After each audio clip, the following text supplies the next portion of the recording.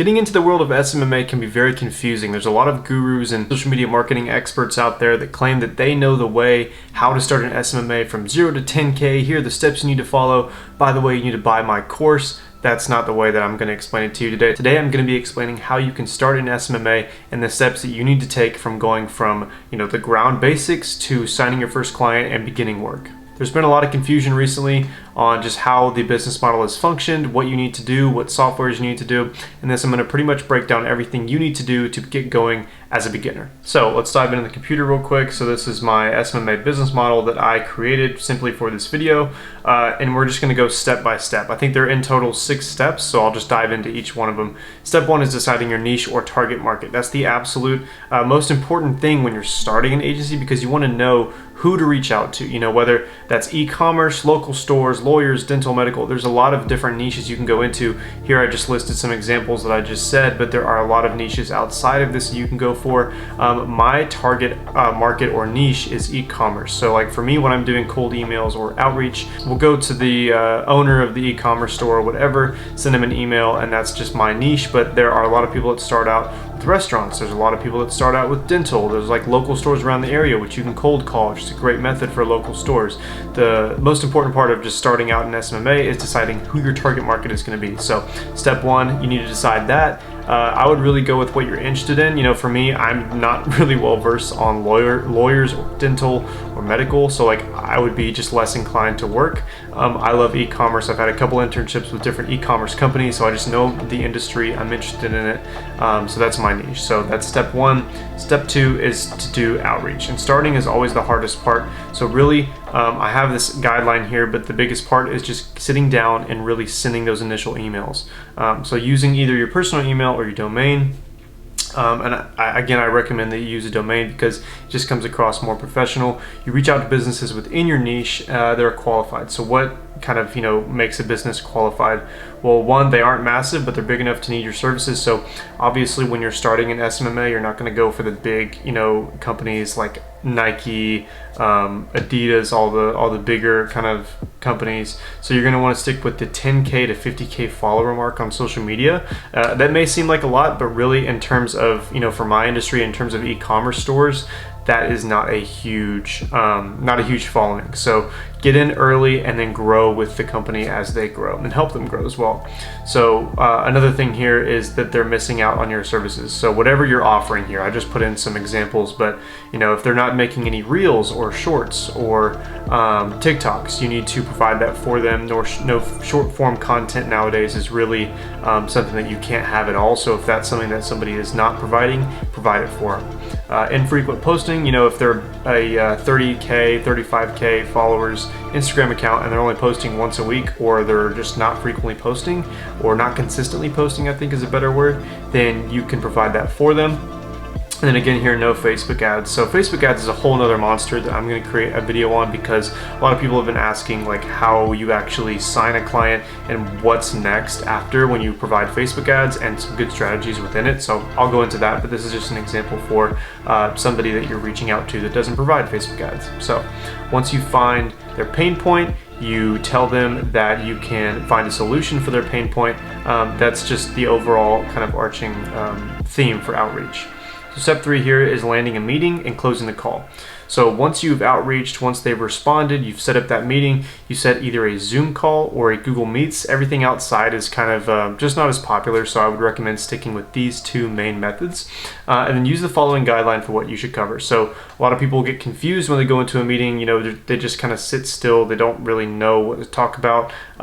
This checklist provides a good basis for what you should be talking about in your meeting. So 1, obviously introduce yourself and what you do, and also I want to preface that you need to go into it confident. If you go into a meeting not confident and you're like, hey, my name is Will, I guess I do marketing, like I could do this for you, nobody's going to want that. Bring a presence about you. Get into the meeting, talk about it, talk about the weather, just like small talk, ask them where they're from, get to know the person before getting into their business. So introduce yourself, introduce your business, what you do, and then ask them questions about their business. A huge part of a meeting is having people talk to you about their business. The more that they can talk, the more that they're gonna like you, because you're a listener, not a talker first. So that is huge. Number 3 is tell them why you reached out or why you noticed that there was something they can improve on. So if they're not running Facebook ads, you should be like, awesome, I noticed that you guys weren't running Facebook ads. My agency actually has helped stores like yours reach a 3x return on ad spend, and I think I could do the same for you. Let them know that your business offers the solution, and then schedule a second meeting to go over a decision if they're interested. So you really don't want to pressure them in the initial meeting. So if you're having that one initial discovery call and at the end of it, they seem interested, just be like, okay, well, I appreciate your time. Like, thanks so much for taking this meeting. If you want to, we can set a second meeting to go over a decision. I'll give you a couple days to think about it, but thanks again for your call. And be really appreciative, because likely if they're landing a meeting with you, they're kind of talking to other people, because a lot of e-commerce stores, at least in my niche, get reached out every day. So be as nice as you can, ask as many questions as you can, and just be likable. And I know that's not like the easiest thing to do, because nowadays everybody's so judgy, but just be as personable as possible, and it'll be likely that they can sign you. So step 4 here, once they have verbally agreed, they'll go with your agency. You want to send them a contract. This is another point of confusion for a lot of people, is like, I don't really know what should go into a contract. I don't know where to get a contract template. It's really basic. I created mine from scratch, and it's worked for all my clients. By the way, this is not legal advice. I just have to put that out there, but this is what I do for my agency. So create a basic contract that you can sign digitally. Things to include. So you want to include work that you're going to do, confidentiality. Obviously, if they're sharing their passwords and information with you, you want to provide them with the safety net of you will not be sharing that information anywhere else. And then also the payment that's agreed on, how long the term will last. So if you're signing a client for $1,500 for 3 months, you want to put both of those kind of things in there. And then obviously signatures from both parties, and the dates that signatures were added. I forgot to add that in here, but signatures and dates are very important just for contract terms. And you want to do this digitally, because a lot of services now can offer a digital solution. DocuSign is what I use, so you can create all of that, go into DocuSign, put in the place where they can sign their name and their date, and it's as easy as that. Once it's completed, now you have the records. Then you can go into step 5, which is figuring out payment. So for a lot of agencies, including mine, we use a Stripe account. So setting up a Stripe account and connecting it with your bank account is what you want to do. Once you register your business, which is not, again, going to be for a while, you can connect that bank account. But the steps inside of Stripe, it's a very easy platform to use, and the dashboard is really user focused or user oriented. So the first thing, when you're in Stripe and you finally have that contract, now you can send over an invoice. So there's an option to create an invoice. You can then, step 2, send the payment and who it's going to, or set the payment and who it's going to. So if you're offering social media services, you put that at $1,500, and then you put in their email.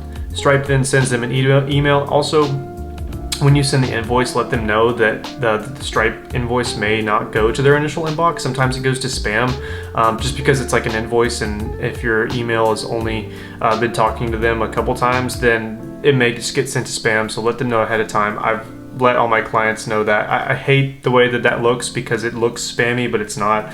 And likely if you've already had a meeting, 2 meetings with them, they know that you're not a scammer. So shouldn't be too much of a deal, but just wanted to throw that out there. But step 6 here is get to work. So fulfillment is obviously the most important part. You set up these meetings, you've got a contract signed, you've got payment. This is the most important part, because they're paying you for your services. If you're not providing anything, then you're quite literally just stealing their money. So you have to provide some sort of value, but it can look different for everyone. Here's the layout that I suggest. Is 1, after you receive payment, you want to have an onboarding call. You can also do it on an onboarding call. So if you have somebody that you're onboarding, you can just send them an invoice and have them pay it on the call, which I know is a method that a lot of people use. Personally, I just send it to them. Sometimes they don't have the money right away. So if they're waiting for a check to come in or something to come in to pay you, I just give them the invoice, and then I say, okay, our onboarding meeting is a week from today. Just kind of have that down the line. So on the onboarding call, here's what you're going to want to cover. You're going to want to cover logging into social media accounts, and obviously this is different for every service that you're offering. If you're doing web design, you're not going to log into their social media accounts. You're going to log into their web design platform like Wix or WordPress or anything like that. So obviously this looks different, but I just want to provide some examples. Other accounts or metrics that they want you in. So like I worked with a Facebook ads company, or I did Facebook ads for a company that wanted to put me me into their like analytics or overall sales metrics so I can see how much Facebook ads are contributing to their sales, which I think was a really good idea. So there's things like that you just want to get logged into, because going to number C here, or the letter C here, confirming two-step verification can be a real pain in the butt if you're not on a meeting. So if you're logging into an account from Meta, Instagram, whatever, and it asks for a code sent to their number or email, that obviously might be some delay with just texting somebody, and you might have to get a new code. Whereas if you're on the call, you can just do that right then and there, get everything logged in. And then a Facebook ads account, which again is another video that I'm going to be making, but that's a different process on its own. I just wanted to throw in some things that you can do when onboarding. So second thing here is give them a layout or schedule of what they can expect. So for social media management, which is what I assume most of you are wanting, and getting those posts up, a content calendar is something that you just want to put into an offer and promise them, because they want to know what's going out when and where. And so it just gives them the I guess safety net for what you're providing, and so that way they can be in the loop, they know what you're doing. So give them a layout or schedule of what they can expect.